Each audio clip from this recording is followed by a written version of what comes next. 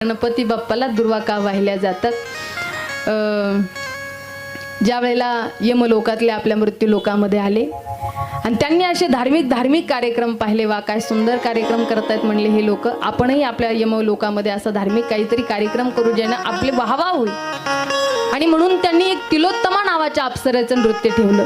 ती तिलोत्तमा नावाची अप्सरा नृत्य करू लागली। इंद्र तिला भाळला आणि परिणामी तिला दिवस गेले। इंद्रा मोठ्या ठिकाणी तिला एक पुत्र संतान झालं, त्याचं नाव होतं अनलासूर। पण त्या अनलासुराचं शरीरातून डोळ्यातून अक्षरशः ठिणग्या बाहेर पडू लागले। याचा त्रास देवी देवतांना होऊ लागला। गणपती बाप्पाला सगळ्यांनी प्रार्थना केली, माझे गणपती बाप्पा आले, त्या अनलासुराला गिळंकृत केलं, पण गणपती बाप्पाच्या अंगाचा दहा होऊ लागला।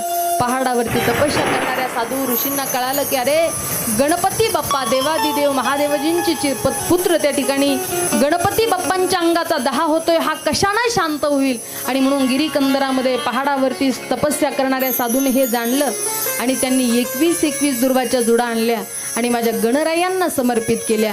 तेव्हा गणपती बाप्पाच्या अंगाचा दहा शांत झाला। तेव्हा गणपती बाप्पांनी सांगितलं, जो श्रद्धेनं कुणी प्रेमानं मला 21 दुर्वाची जुडी वाहील, त्याचं शरीरातलं जे त्रास आहे, जो शरीराला होणारा त्रास आहे आणि त्याच्या दुःखातून त्याच्या जीवनामध्ये मी त्याला शांती प्रदान केल्याशिवाय राहणार नाही। म्हणून गणपती बाप्पाला दुर्वा वाहिल्या जातात बरं।